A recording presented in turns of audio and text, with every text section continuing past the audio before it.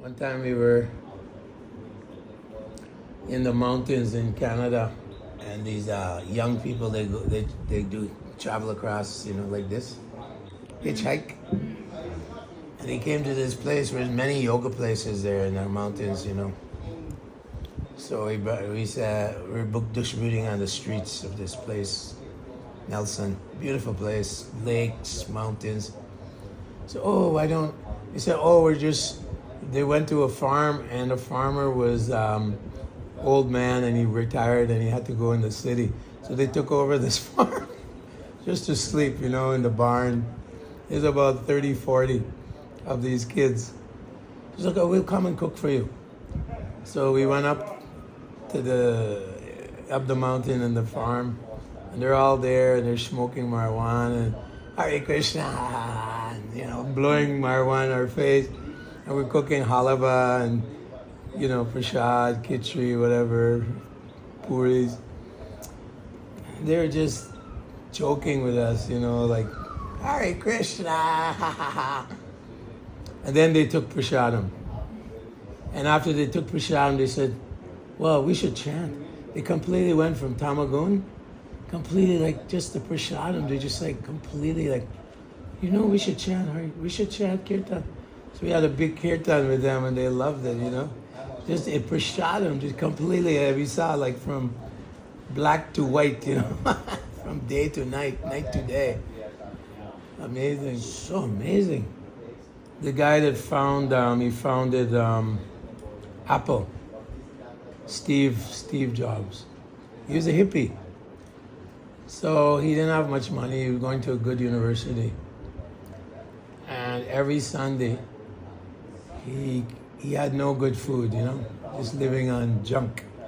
So he'd come to the temple every Sunday in San Francisco, and he's eating prasad, real, in those days, during proper times, like prasad. Ghee, no oil, ghee, everything first class. Big prasad in those days. And every Sunday he'd take prasadam. And when he got awarded honorary PhD at the University of California. He said, yeah, every Sunday, publicly. And in America, if you say Hare Krishna public, not so good for your image. That the Hare Krishnas fed me every Sunday, he said. Wonderful prasad, wonderful food, he said. And he's glorifying a Hare Krishna movement for feeding him all the way through college. And then in Miami, devotees, they're distributing prasad for like 50, 60 years on the campus. So they went to the bank to get a loan to build the Miami temple, beautiful temple. The bank said, who are you guys, Hare Krishna? You don't have any money. We're not giving you a loan. Okay. So they went to many banks. They went to one bank. The manager was there, top manager. He said, you guys fed me all the way through college, all the way through university, fed me. Here's your loan. Prasadam. Amazing. It's full of Bhakti, love, It's very special. So in Kamloops, so many Christian people, near Sharanagati. So I organized Festival of India a few years ago, 2016, 17. So many Christians there, they just, So anyway, I went to get permission. So the first permission was the mayor. So I walked in, and the guy was born in Canada, but his mom and dad are from India. His name was Arjun. Big guy, huge guy, Punjab. So he said to me, what's your name? I said, Kripanidhi. He said, did you ever go to McGill? McGill is a famous university in Montreal. Did you ever go there distributing books? I said, yeah, 1988. This is 2016. So yeah, in 1988, I was president there. I used to distribute books at the university. You sold me a book. He said, you sold me a book. Kripanidhi, hey! Now he's a mayor, He said, no problem, don't worry, I give you all permission. So he gave me permission, but then it was very late in the time. Time is short. So he said, you have to go and get permission for food safety. In these countries, you have to have a special kitchen, certification, everything. So he said, you have to go and get permission from the health inspector. As public, Okay. So I found the top guy in the area. Oh, we want to get a certification, permission, Are you crazy? Takes 6 months, he said, to get because there's a famous park, beautiful park, river, beautiful river. He said, no way. He said, anyway, okay, you go and speak to my subordinate. She's in charge of your city. We went there, and the lady, we were like this. The guy who does the Festival of India is my godbrother. His name is Madhuha. He goes all over America, Canada, Mexico even. He does Festival of India. He has buses, pandal, the whole thing, So I said, Prabhu, this is no good, He said, no, Krishna's going to help. He's going like this. So we go in the lady's office. And she says, are you Hare Krishna? He says, yeah. She says, I'm a French chef in Kazakhstan. And she said, I was there for 2 years in a big hotel. And I'm training all the chefs, She said, I went to your Festival of India in a summertime Festival of India. She said, I love your food. She said, I bought all your cookbooks. She had all our cookbook. She said, I understand you guys have a good message. She said, no problem. I'll give you permission. Madhu is going, Krishna. Amazing, Kazakhstan, We don't even know where it is in Canada. It's so far, Kazakhstan, where's that? And she said, yeah, I met devotees, I bought the cookbooks, I love your prasad, your food, like that. So Krishna opened all these doors. We had a big festival, and we got 18,000 people, which is good for Canada, and all non-Hindus, Usually all the Indians come, but this was all like in remote place. And the mayor there, he's my friend. He says, anytime you need help, you come to my office, I'll help you. Because the Christians, so many Christians in Canada and America, Hare Krishna, bad. We used to go to Mexico quite a bit. And Govinda's restaurant in Guadalajara, it's all doctors, engineers, and they're all like becoming devotees. The doctor, he's like, I'm a doctor, he's the initiated devotee. Completely different. People are so soft. Of course, they have Catholic.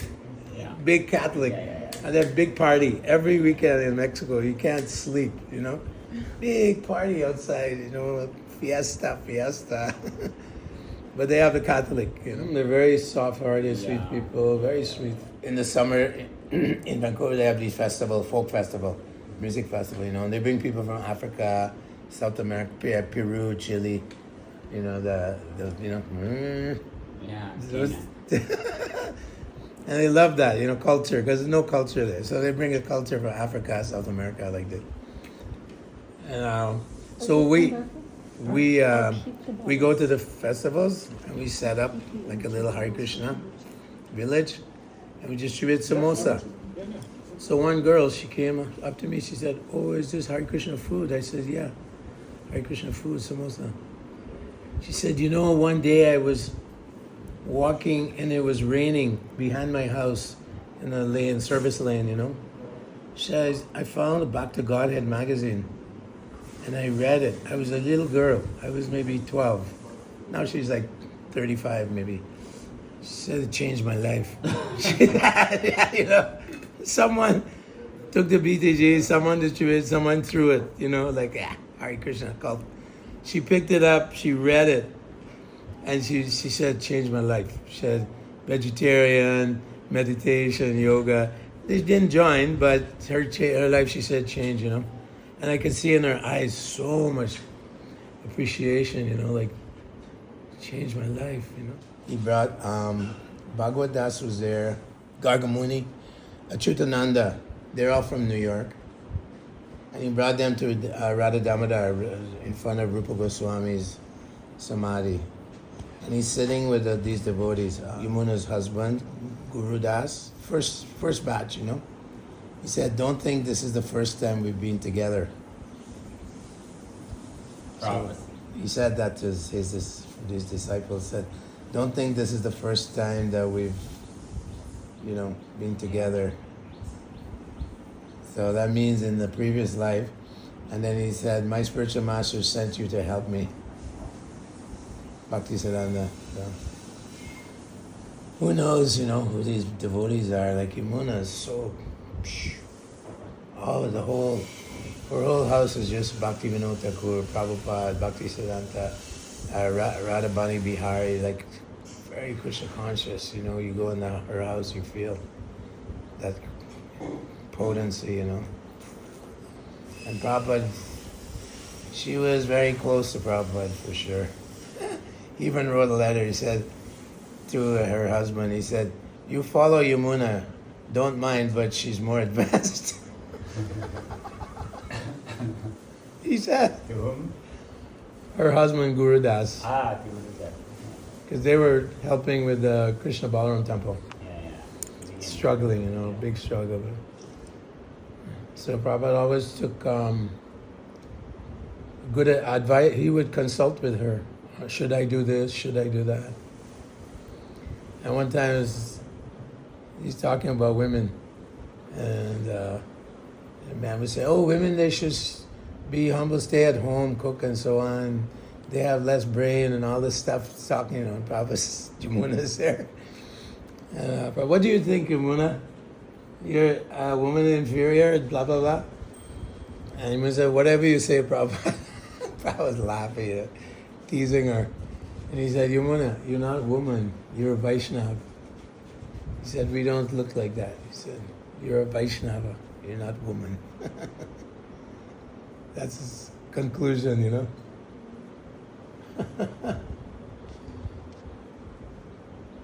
So, anyone can be guru. Woman guru, man guru, who cares? If you're Krishna conscious, then you can be guru. Jadurani, she was one of the first initiated female disciples. It's very advanced. So in those days, 1975, I lived in Los Angeles. She giving class, Bhagavatam class, and who's sitting? I'll tell you who's sitting in the class. Satsrup Maharaj. So many Maharaj sitting in the class. Drishtadyumna Maharaj, all sannyasis, and she's giving them class. And she's very realized about Krishna, She's very realized about Krishna. All her class was like Krishna Bhakti and about Krishna and so on. Very nice class. And everyone's like, yeah, she's giving class. Now they changed it. And Prabhupada was on the planet. Srila Prabhupada, he wrote, I was reading somewhere, and he said that in America, boys and girls, they're all equal. That's how the culture is. He said, I'm giving Brahmin to girls. And he used to tell when we first started, we only had one van. We had no money. So the brahmacharis on one side, brahmacharis on one side, and we go traveling. And then we distributed books. And so Mula Prakriti, she's a famous book distributor. Every day 300 Bhagavatams, 200 Bhagavatams, millions of dollars collected for Mayapur, Vrindavan, for Bombay projects. So she was really very good book distributor. And she said, Prabhupada, I go out every day, I'm doing books, but I'm supposed to be a woman. I'm supposed to be very humble and shy, and qualities of a woman, very shy. And Prabhupada said, when you go out, you're like a lion. But when you come home, you're like a lamb. And he said, you're doing as much as the men. What's the problem? You're doing so many books. In those days, Prabhupada was just books, sitting on her head. We did 1 million books, double it. We did 2 million, double like this. Prabhupada was very strong about distributing his books, especially Bhagavatam, Bhagavad-Gita. And she was doing so many books, And Prabhupada would go and sit with her and say, okay, sell me a book. And then she said, and she'd show Prabhupada how to sell the book. She said at first she'd show like this a famous book from India. Then she'd show the Sanskrit, say this is thousands of years old. And then she'd show all the professors recommend Prabhupada, right? This is a great Bhagavad-Gita, so on. So she'd show how Prabhupada, and then she'd show pictures, reincarnation, yoga, and this like that. And then she'd give the person the book, and she'd say, we don't sell them, we get a donate. And she sold Prabhupada a book, And then Prabhupada was saying, that's very nice how you're selling, So she was very close to Prabhupada, also Mula Prakriti. And she was inspiring me, inspiring everyone. All the men were inspired by her, She's an excellent preacher and distributor. So Prabhupada, in my view, Prabhupada everyone is Vaishnava. Everyone's Vaishnava. There's no like, you're this, you can't do this, you're this, you're privileged. No privilege, no ahankar, no false ego. That's how he treated us. And we're Westerners, that's how we grew up. We don't think a woman is inferior. That's not how we were